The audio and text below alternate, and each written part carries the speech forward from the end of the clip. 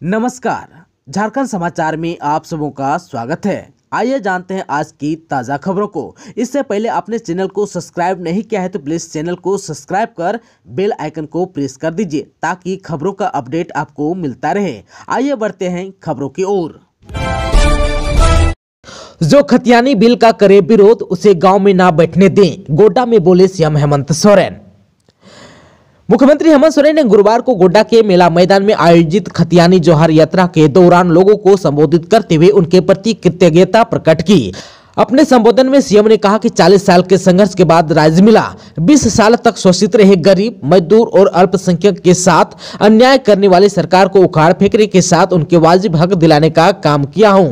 हमने 1932 खतियानी का अधिकार यहां के मूलवासी और आदिवासियों को दिया ताकि यह सब आपके सहयोग से ही पूरा हुआ। इसी बात की कृतज्ञता जताने के लिए गोड्डा में आया हूँ।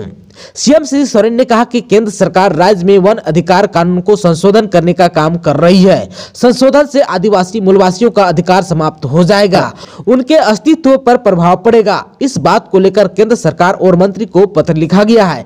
किसी भी सूरत में झारखंड में वन अधिकार कानून को समाप्त करने नहीं दूंगा।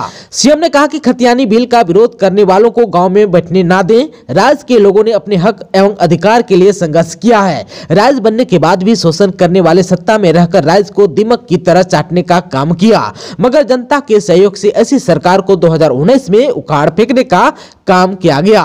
झारखंड वीरों की धरती है, उनके संघर्ष का ही परिणाम है कि ऐसे लोग जो आज सत्ता से बाहर हैं, उन्हें अब गरीब, वंचितों और आदिवासियों के हाथ में गई सत्ता कांटे की तरह चुभ रहा है। मुख्यमंत्री ने राज्य के विकास की बातों को रखते हुए कहा कि कोरोना संकट के बाद महज 1 साल के दौरान विकास के मामले में राज्य को कुतुब मीनार की तरह ऊंचाई दी है। झारखंड देश का पहला राज्य है जो केंद्र सरकार के पुरानी पेंशन योजना को दोबारा लागू किया। आज सरकार पंचायतों और गांव में शिविर लगाकर लोगों की समस्याओं को सुन रही है। सरकार के पदाधिकारी अंतिम व्यक्ति तक पहुँच रहे हैं। गरीब मजदूर के बच्चों को विभिन्न नौकरियों की तैयारी के लिए निःशुल्क कोचिंग की व्यवस्था भी कर दी गई है। उन्होंने कहा कि विदेशों में पढ़ने के लिए 15 लाख रुपए की ऋण की सुविधा मामूली ब्याज दरों के माध्यम से देने का काम करेगी। उन्होंने कहा कि राज्य में 40% बच्चे जन्म से कुपोषण के शिकार हैं। 40% महिलाओं में पोषण की कमी है। सरकार जो है गाय और मवेशी पालन के लिए पशुधन योजना चला रही है। सरकार जो है इसे मिशन मोड देने का काम कर रही है ताकि राज्य के गरीब, मजदूर और किसानों को फायदा हो। बीपीएल और हरा कार्ड लोगों की आर्थिक और कमजोरी दूर नहीं कर सकता है। गो पालन कर वह आर्थिक और शारीरिक रूप से मजबूत होंगे। कार्यक्रम में मंत्री आलमगीर आलम, सत्यानंद भोक्ता, राजमहल के सांसद विजय हांसदा, विधायक दीपिका पांडे सिंह, प्रदीप यादव, पूर्व विधायक संजय प्रसाद यादव ने भी संबोधन किया। मुख्यमंत्री हेमंत सोरेन को महागठबंधन के नेताओं ने 1 क्विंटल फूलों का माला पहनाकर सम्मानित किया। मंच पर मुख्यमंत्री सलाहकार अभिषेक प्रसाद भी मौजूद थे। संचालन जेएमएम के जिला अध्यक्ष वासुदेव सोरेन और धन्यवाद ज्ञापन कांग्रेस जिला अध्यक्ष दिनेश प्रसाद यादव ने दिया। सीएम ने कहा कि अब जो है गांव-गांव और पंचायतों में दवा की दुकान खोलने की अनुमति यहां के पढ़े लिखे युवक और युवतियों को दी जाएगी। गांव में दवा की दुकान खोलने के लिए फार्मासिस्ट डिग्री की जरूरत नहीं होगी। कम से कम मैट्रिक पास होना जरूरी है। मुख्यमंत्री ने डीजल, रेलवे प्लेटफॉर्म टिकट की कीमत में बढ़ोतरी, रेल से लेकर हवाई जहाज के निजीकरण किए जाने पर भी जोरदार प्रहार किया। गढ़वा के 13 पारा टीचर्स की सेवा पर मंडराया खतरा, सर्टिफिकेट जमा नहीं करने पर कार्रवाई शुरू। गढ़वा जिले में सेवारत 13 पारा टीचर्स को कार्यमुक्त करने की तैयारी शुरू कर दी गई है। राज्य सहित गढ़वा जिले के पारा शिक्षकों को 5 दिसंबर 2022 तक अपने सर्टिफिकेट जमा कराकर उसका सत्यापन कराने की अंतिम तिथि दी गई थी, लेकिन इस अवधि में भी जिले के 13 पारा शिक्षकों ने अपने सर्टिफिकेट जमा नहीं कराए। इसके कारण उनको कार्यमुक्त करने की कार्रवाई शुरू कर दी गई है। आप सबको बता दूं कि गढ़वा जिले में 3307 पारा शिक्षक सेवारत हैं। इनमें से 44 पारा शिक्षकों ने 5 दिसंबर 2022 को मिलने वाली अंतिम तिथि के पहले तक अपने सर्टिफिकेट जमा नहीं किए थे, लेकिन जब विभाग की ओर से 5 दिसंबर को अंतिम तिथि तय करते हुए उन्हें संकोच किया गया तथा हर हाल में इस तारीख तक सर्टिफिकेट जमा करने की चेतावनी दी गई तो 31 ने अपने सर्टिफिकेट को जाँच के लिए जमा कर दिया है, लेकिन इस अवधि में भी 13 पारा शिक्षकों ने अपने प्रमाण पत्र जमा नहीं किए। 44 में से जिन 31 पारा शिक्षकों ने इस दौरान सर्टिफिकेट जमा किए हैं उनके प्रमाण पत्र की जांच की कार्रवाई शुरू कर दी गई है। अगर उनके सभी सर्टिफिकेट सही पाए गए तभी वे अपनी आगे की सेवा जारी रख सकते हैं, अन्यथा गलत या फर्जी प्रमाण पत्र पाए जाने पर उनकी सेवा समाप्त करते हुए उनके ऊपर प्राथमिकी दर्ज करने की भी कार्रवाई की जा सकती है। झारखंड सरकार का नगर निगम कर्मियों को तोहफा, इन्हें मिलेगी पेंशन की सुविधा। झारखंड मंत्रिपरिषद की बैठक में बुधवार को कुल 29 प्रस्ताव पास किया गया। इसके तहत झारखंड में 1 जुलाई 2004 से राज्य सरकार की सेवा में समायोजित निगम कर्मियों को सेवानिवृत्ति के बाद देय पेंशन आदि के भुगतान की स्वीकृति भी दी गई। झारखंड उत्पाद अधिनियम 1915 के तहत कई नई धारा में संशोधन भी किया गया। कैबिनेट ने राज्य के सूखाग्रस्त 22 जिलों के 226 प्रखंडों में राज्य आपदा मोचन निधि से पुनर्विनियोग के लिए 25% की अधिसीमा और अन्य शर्तों को शिथिल किया। इसके लिए 403 करोड़ राशि का प्रावधान है। विद्युत उत्पादन कंपनियों से बिजली क्रय के मद में भुगतान के लिए JBVNL को 750 करोड़, PFC या REC से ऋण लेने पर राज्य की गारंटी की स्वीकृति दी गई। केंद्रीय प्रधानमंत्री भारत हेल्थ इंफ्रास्ट्रक्चर मिशन योजना के तहत पूर्वी सिंहभूम में अस्पताल निर्माण के लिए 44.45 करोड़ की प्रशासनिक स्वीकृति भी दी गई। राज्यपाल ने सीएम हेमंत को लिखा है पत्र। मेन रोड हिंसा और रोपवे हादसे की जांच पूरी कर कार्रवाई करने का दिया है आदेश।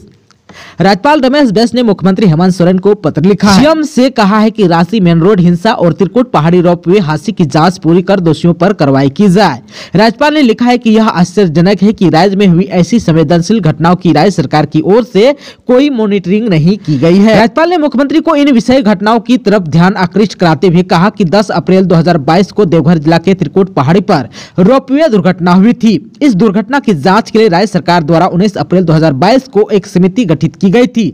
समिति को 2 माह से जांच रिपोर्ट जमा करना था। वहीं रांची में 10 जून 2022 को सांप्रदायिक हिंसा एवं पुलिस फायरिंग की घटना हुई थी। इस घटना की जांच के लिए राज्य सरकार द्वारा 2 वरीय पदाधिकारी की एक समिति गठित की गई थी, जिसे 2 माह में जांच रिपोर्ट सौंपनी थी, लेकिन संबंधित जांच समितियों द्वारा कोई रिपोर्ट राज्य सरकार को नहीं सौंपी गई है। 3088 पंचायत सचिवों की नियुक्ति का रास्ता साफ। झारखंड में 3088 पंचायत सचिवों की नियुक्ति का रास्ता साफ हो गया। सुप्रीम कोर्ट के जस्टिस MR शाह की खंडपीठ ने राज्य सरकार को राज्य स्तरीय मेरिट लिस्ट जारी करने का आदेश दिया है। कोर्ट ने इस नियुक्ति मामले को भी शिक्षक नियुक्ति के साथ जोड़ते हुए मेरिट लिस्ट बनाने को कहा। सुप्रीम कोर्ट के इस आदेश के बाद लंबे समय से नियुक्ति के इंतजार में बैठे पंचायत सचिव अभ्यर्थियों को बड़ी राहत मिली है। आप सबको बता दूं कि JSSC ने मई 2017 में पंचायत सचिव और निम्न वर्गीय लिपिक पद के लिए विज्ञापन जारी किया था। इसमें 2 नियम थे। 13 अनुसूचित जिलों में सभी पद स्थानीय निवासियों के लिए आरक्षित थे। वहीं अन्य 11 गैर अनुसूचित जिलों में कोई भी आवेदन कर सकता था। इसके लिए जनवरी-फरवरी 2018 में लिखित परीक्षा भी हुई थी। आप सबको बता दूं कि 4948 अभ्यर्थियों के दस्तावेजों का वेरिफिकेशन भी 2019 में हुआ था। झारखंड में मध्याह्न भोजन बनाने वाले रसोइयों के लिए खुशखबरी, जगन्नाथ महतो ने मानी मांग।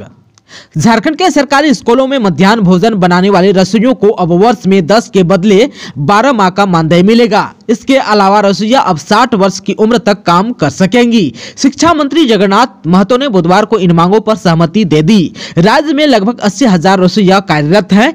रसोइयों के लिए सवाशर्त नियमावली भी बनाई जाएगी। इसकी प्रक्रिया जल्द शुरू होगी। शिक्षा मंत्री ने उक्त बातें बुधवार को अपने आवास पर रसोइया संघ के प्रतिनिधिमंडल से मुलाकात के बाद कही। संघ का प्रतिनिधिमंडल विधायक सुदिव्य कुमार सोनू के नेतृत्व में शिक्षा मंत्री से मिला। संघ की मांगों को लेकर हुई वार्ता के बाद शिक्षा मंत्री ने उक्त बातें कही।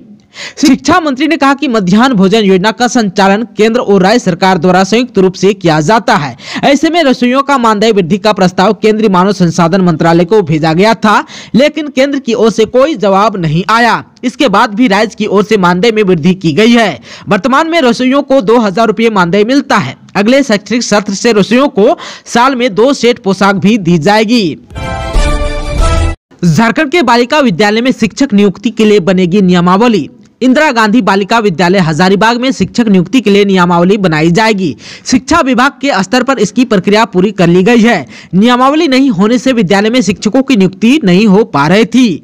जिलों से विद्यालय में शिक्षकों के स्वीकृत पद, कार्यरत, रिक्त और छात्र शिक्षक अनुपात में शिक्षकों का पदस्थापन, अगर शिक्षक अधिक हो तो इसकी भी जानकारी देने को कहा गया है। सभी जिलों को 16 दिसंबर तक जानकारी देने को कहा गया है। इसके बाद आगे की प्रक्रिया पूरी की जाएगी।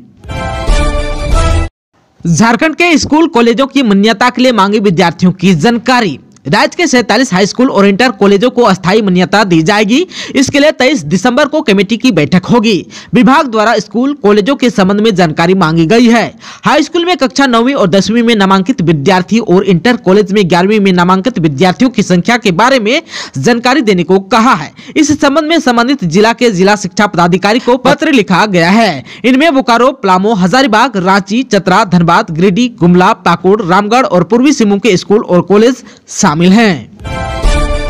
शिक्षा मंत्री जगन्नाथ महतो को जान से मारने की मिली है धमकी। पत्र भेजने वाले व्यक्ति ने की बड़ी मांग।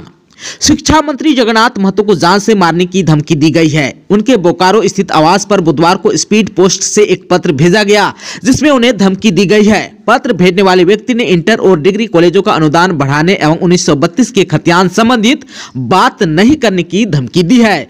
पत्र में कहा गया है कि उत्तर प्रदेश, बिहार, मध्य प्रदेश के लोग कॉलेजों में काम करते हैं, कॉलेजों का अनुदान बढ़ाया जाए। पत्र में राज्य के कुछ डिग्री कॉलेजों का नाम भी लिखा गया है। पत्र में शिबू सोरेन और सीएम हेमंत सोरेन के नाम का उल्लेख किया गया है।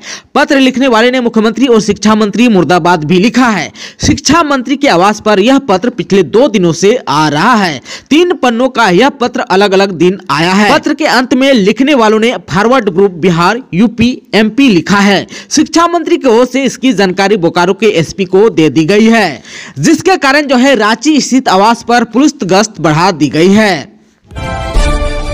झारखंड एसएससी पीजीटी के लिए एडमिट कार्ड जारी, ऐसे करें डाउनलोड।